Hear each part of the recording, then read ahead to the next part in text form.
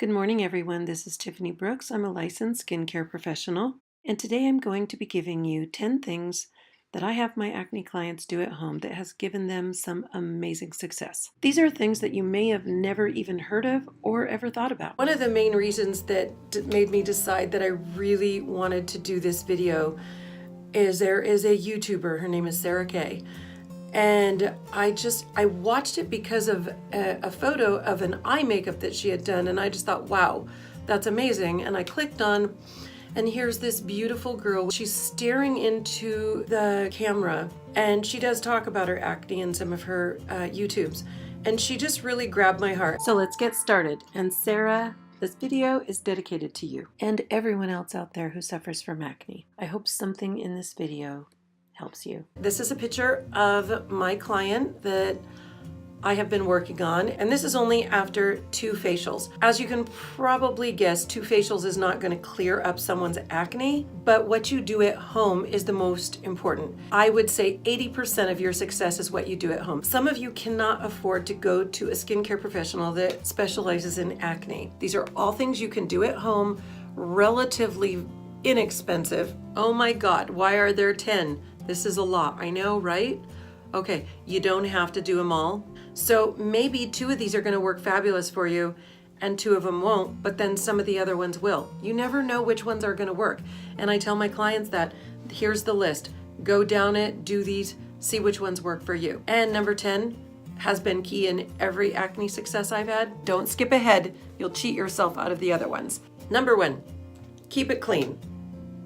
And I don't mean your face, which we'll address in a minute. I mean your pillowcase. In every acne client, this is the first thing I ask them. How often do you clean your pillowcase? And they get very happy when they say, I wash my pillowcase at least once a week. What? Okay, so let's think about this. Even if you wash your hair every day, we have glands on our head, under our arms, and in our private areas that are different than the glands in the rest of the body. I'm not going to get into the scientific part, but basically they emit an oily substance. That's why our hair gets oily, and it kind of smells, right? This particular oil secretion is not good for your face. That's why they always say keep your hair off your face. Let's get a visual here, because if you don't get a visual, you're just gonna say, oh yeah, okay, yeah, I'll clean my pillowcase more. No, let's get into how it looks. So we've washed our hair. It's an hour later. We've washed our face before we go to bed, right? Put all our stuff on. So it's nighttime. We're gonna lay on our pillow. See where my hair is? And then through the night, and then we might drool. And then our face goes back on it. Our hair goes back on it. Our face goes back on it. Okay.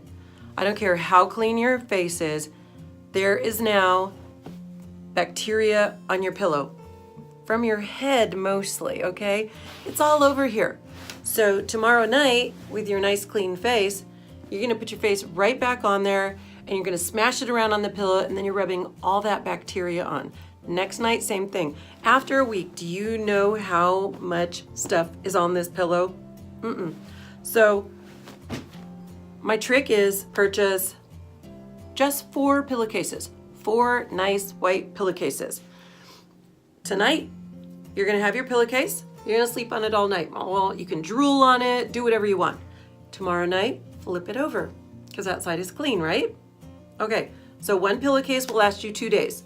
4 pillowcases will last you 8 days. Hopefully by then you've done laundry. If you're like me, you're gonna need 10 pillowcases, but that's another story. I hate laundry. Number 2, dead skin cells. In quite a few of my videos, I talk about washing the face, not just for acne, but for anti-aging. And like I say, and this might be redundant for some of you who watch my videos, but I talk about how I ask people how they wash their face. And they say, oh, I put the soap on, I wash it really good, and I rinse it off. Well, if you take a washcloth after you've done that, you're gonna find you didn't get much off at all. You have a lot of deposits that go down into the skin, into the pores, and you have dead skin cells, especially if you are using products that are speeding up the process of cell turnover. Retinols, Retin A, any of the acids, lactic acid, glycolic, salicylic. You use anything that's drying up your face or speeding up the process of cell turnover, you're gonna have dead skin. It's gonna sit on the face, and it doesn't just come off easily. It will eventually come off, but in the process, you've got dead skin sitting on your new skin. Bacteria is getting in between those layers. Boom, more breakouts, okay? If you are a teenager with acne, your cell turnover is a lot faster than someone old like me. You've got all these new cells turning over. You need to take off the old ones so you don't have bacteria building up in between.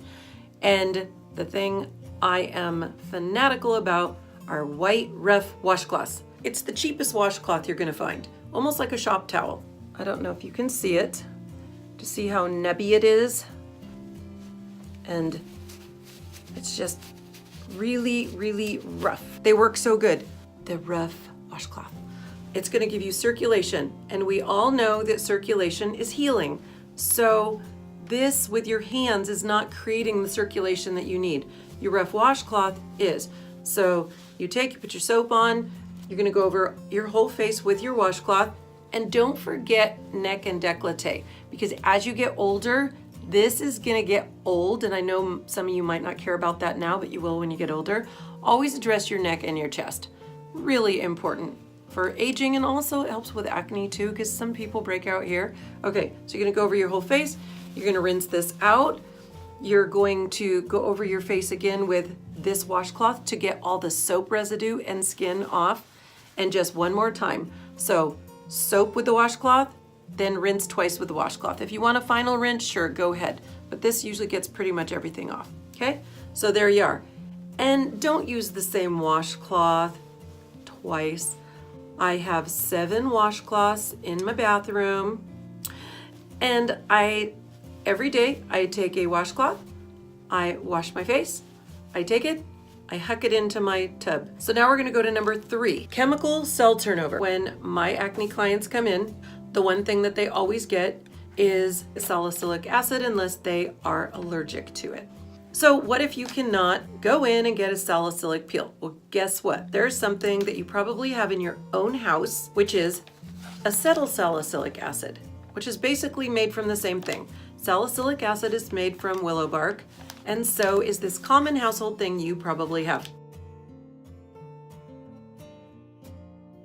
And what you're gonna do is you are going to grind the aspirin in something. If you don't wanna have to do this every time you do it, what I always say is just take about 10 or 15 of them, grind them all up, put them in a little container, label them aspirin. So you're gonna take approximately 1 aspirin that's ground up and a tablespoon of warm water. And you're just gonna rub that on your face. Then after you've had it on 10 to 15 minutes, you're gonna wash it off, and then you're just gonna apply a really light moisturizer. What this does, it works the best for people with inflammatory acne, especially the kind that's cystic, underground, the kind that is the most devastating, okay? And it really does help a lot. I would say most of my clients do it about once a week. Number 4, a spray you can make at home. And you can also put it on with a cotton swab. And it is green tea. You need to take organic green tea bags. You're gonna put a few of them in boiling water. You're gonna let it sit 20 minutes. Take the tea bags out, let it cool, of course, and then put that into a spray bottle. And you can get those little travel size, keep it in your purse, maybe when you're at school, just mist your face with the green tea. It has amazing benefits, and I'll list those below so that you know why you might want to use them. Number 5, anti-inflammatory icing. What is anti-inflammatory icing? Okay, so if you sprain your ankle and you go to the doctor, they have you put heat on it, then they have you put ice on it. So the heat gets the blood circulation going, which is when we're scrubbing our face, when we're putting acid on our face. Anti-inflammatory is icing. Now, if you've got those red pustules, you've got inflammation on your face. So think about this. Take ice, you rub it around on your face, okay, for about 3 minutes. Okay, that is going to take down the inflammation on your face.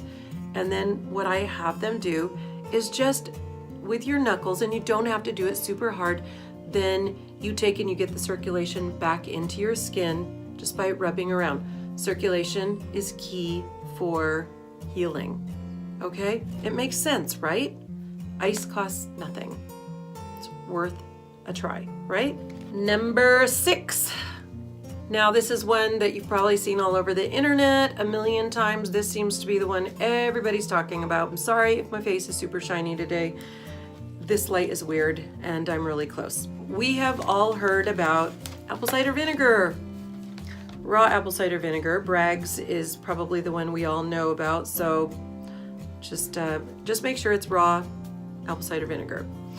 And it has some acids that kill the BE acnes bacteria. This is the acne-causing bacteria that is known to cause scarring. You're gonna use 3 tablespoons of distilled water, 1 tablespoon of apple cider vinegar. You put it on your face as a mask, leave it on 10 to 15 minutes, and then wash it off. You could do that a few times a week as well. Maybe alternate them with your aspirin. Number 7. Spot treatment on your blemishes. You know, all these acne treatments are so expensive. Benzoyl peroxide, you know, works on spotting the blemishes, but there's something else that works as good. It takes a little longer to be effective, but it doesn't dry your skin out like benzoyl peroxide. And it's probably something you have in your own house. Tea tree oil, diluted about 9 to 1, 9 parts water, 1 part oil. Mix it up. You can put it in a little bottle. Make sure you throw that Q-tip away. Don't put it back in there. Don't do it. Number 8. What is inside your body shows on the outside. I cannot stress this enough. So I'll start with the easy one, okay? Zinc. Elemental zinc. Studies have shown that the majority of people who suffer from acne are low on zinc. I'm not going to go into the science of it, but basically it's a supplement. You may be low on zinc. So the suggested daily allowance is 35 milligrams a day, and they suggest you taking it over the course of the day. So that would be approximately 12-ish, 10 to 12 milligrams 3 times a day, so that you get your total. I think it's so that it'll stay in your body throughout the day. Then we get on to the other 2 that you don't want to probably hear. Gluten and sugar are quite often leading causes of acne. And of course, those horrible oils that are in potato chips, hydrogenated oils, really bad for you. If you're gonna have oils, try to do coconut and olive oil, okay? We already know that dairy causes inflammation in our bodies, and we're trying to eliminate inflammation. So try to limit dairy if you can. And eat as many fibrous foods as you can. Veggies. Try to eat a lot of veggies. Now, number 9, we're getting so close to 10. What is number 10? Are you excited? We're not on 10 yet. Don't skip ahead. You're cheating yourself, because these are all important.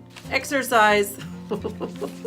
Yeah, I'm serious. Not just because I want you to be healthy, which I do. Exercise is known to take down stress. So if you're a teenager and you are not in an athletic sport, find a way to exercise. It takes down our stress level, and stress is known to cause breakouts. And now for the moment you've been waiting for. Number 10. Number 10 has been a game changer. And I have not seen a lot of people talk about this. And none of my clients have ever told me that anyone recommended this to them. And I found it on accident. Now, again, since this is something that you are going to do internal and possibly external, I'm giving you information about it. I'm not giving you a prescription. I'm giving you information that you can then take explore this possibility. There is one supplement that has been clinically proven to eliminate or at least alleviate the symptoms of PMS. And the side effect that I have read over and over was it helped with rosacea. It helped give you better skin. Are you ready for it? Primrose oil. And you can get it just about anywhere. I think the bottle I buy is in the $20 range. About 1,000 milligrams a day, and then they take the primrose and they rub it on their face as well. I'm going to list information on primrose oil down below. And it can help with PMS, with all of the emotional stuff that we suffer when we are teenagers and we've gotten our periods. Even boys, puberty is tough. With that said, the magic primrose oil. The list is down below, some sites to go on, and if this helps you, please let me know in the comments below. I think other people would love to hear what is working for them. And if any of you out there have any tips or tricks that have worked for you that I have not addressed in this video, please leave a comment, and please be nice. Please always be nice. This is a place for us to help each other. And I hope this gives you something that'll help you. Bye, you guys. I love you. Thanks for watching.